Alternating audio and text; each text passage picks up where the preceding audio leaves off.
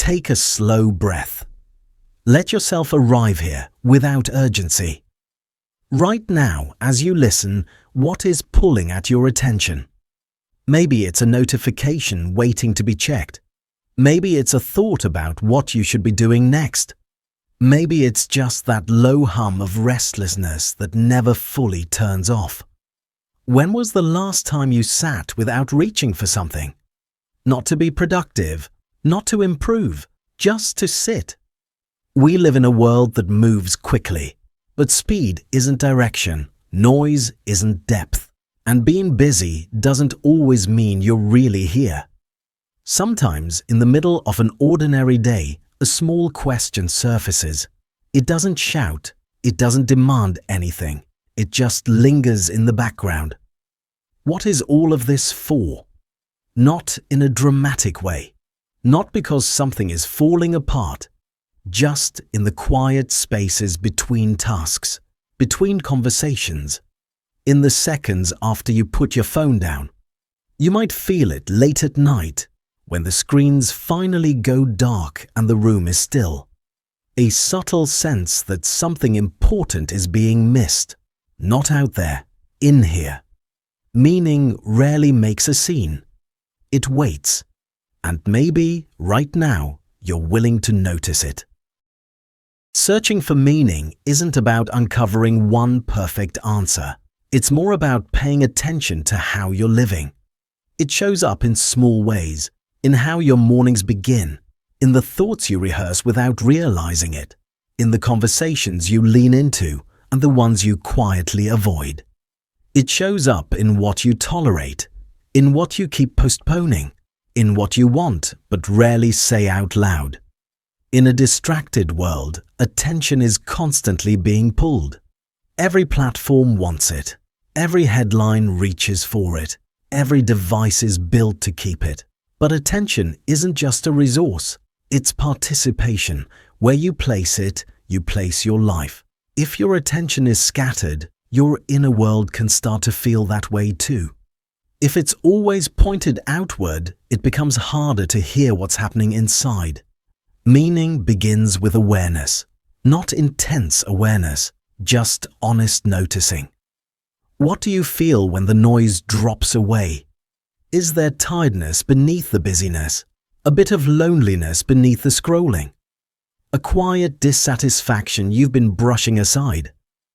These aren't accusations, they're openings. When you start seeing your patterns, something shifts. You notice how distraction can feel protective, how constant input can keep you from sitting with uncertainty, how staying occupied can delay certain truths. Meaning doesn't grow in constant stimulation. It grows in depth. It grows when you pause before reacting, when you stay with discomfort a little longer than usual, when you ask what actually matters to you and allow that answer to evolve. Meaning is often quiet. It isn't always exciting. Sometimes it feels ordinary. It might be in caring for someone without half checking your phone, in finishing a task carefully even if no one notices, in choosing honesty when it would be easier not to. In a world that measures life by visibility and metrics, that can seem small. But meaning doesn't depend on being seen. It's felt as a kind of internal steadiness, a sense that who you are and how you're living aren't constantly at odds. You don't have to solve your entire existence. You just have to stay present to it. Meaning isn't a destination you arrive at once. It's something you keep relating to, something that adjusts as you do, and that relationship asks for attention. A lot of people avoid this search, not because they don't care, sometimes because they care enough to know it might change things. Slowing down can be unsettling. When the distractions thin out, what's left can feel unfamiliar. Old disappointments might resurface. Questions about the path you're on. Doubts you've kept busy on purpose. It's easier to keep moving. Distraction can look responsible. You answer messages. You complete tasks, you stay informed, you stay connected. And yet, underneath, there can be a quiet drift. Days blur together, choices become automatic. You say yes without thinking about why. You consume more than you create. You react quickly and call it decisiveness. There's no dramatic collapse, just a gradual thinning. You might feel slightly detached from your own decisions, slightly unsure why you're chasing certain goals, slightly numb to signals you used to notice more clearly. Avoiding the question of meaning doesn't erase it. It just sends it underground, and even there, it shapes you. You might choose paths based on expectation rather than conviction. Stay in environments that drain you because they're familiar. Measure yourself against standards that were never really yours. Of course, there's resistance. Looking inward takes courage. It means admitting that parts of your life may need adjustment. It means tolerating uncertainty for a while. But the cost of constant avoidance is a life that looks full and feels strangely hollow. And that hollow feeling doesn't disappear just because you stay busy. It waits. When you start facing the question honestly, something steadies. At first, it can feel awkward, like standing in silence after years of background noise. You might suddenly hear your own breathing and realize how long it's been since you noticed it. The quiet can feel heavier than you expected. But if you stay with it, clarity begins to form. Not all at once, in pieces. You start noticing what feels aligned and what doesn't. Which commitments leave you grounded and which ones quietly exhaust you. Where you've been moving out of habit instead of intention. It's less like a dramatic renovation and more like adjusting the foundation beneath your feet. Subtle, mostly invisible from the outside. But you feel it. Facing meaning isn't about reinventing your life overnight. It's more like recalibrating. You choose a little more carefully. You speak a little more honestly. You guard your attention instead of handing it away automatically.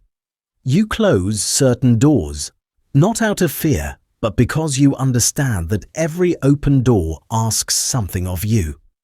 Some seasons are about building, others are about letting go. Sometimes you have to admit that growth has shifted direction. Clarity brings responsibility, not heavy or heroic, just personal. Your attention is yours to guide. Your habits are yours to shape. Your life, even with all its constraints, still responds to your choices. Meaning won't remove difficulty. It won't make uncertainty vanish, but it gives your steps weight. You move with intention more often than impulse. You rest without quite as much guilt. You work with less resentment because you know, at least roughly, why you're doing what you're doing. There's a quiet strength in that. It doesn't need to be announced. It simply feels steady. So maybe tonight or tomorrow morning, you allow a small pause. Before reaching for your phone, before filling the silence, before reacting to the next thing. Just sit. Notice your breathing. Notice how your thoughts move when you're not trying to control them. Notice what comes up when there's nothing to perform and nothing to prove. You don't need immediate answers. You just need a bit of willingness. Willingness to ask what matters to you. Willingness to look at your patterns without immediately defending them.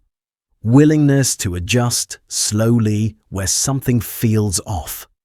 Meaning isn't hidden somewhere far away. It's threaded through your daily choices, through how you treat other people, through how you treat yourself when no one is watching. In a distracted world, your attention is powerful. Where you place it shapes your days, and your days shape your life. So move a little more slowly when you can. Listen a little more carefully. Let your life become a response, not to pressure, not to noise, but to the questions that keep quietly returning. And in that response, meaning takes shape. As you step back into your evening, you don't need to carry anything heavy, just a small awareness, a gentle noticing of where your attention rests and whether it feels honest. If that's all you take with you, that's enough for now. And if these quiet pauses help, you can always come back and sit here again. Thank you for listening.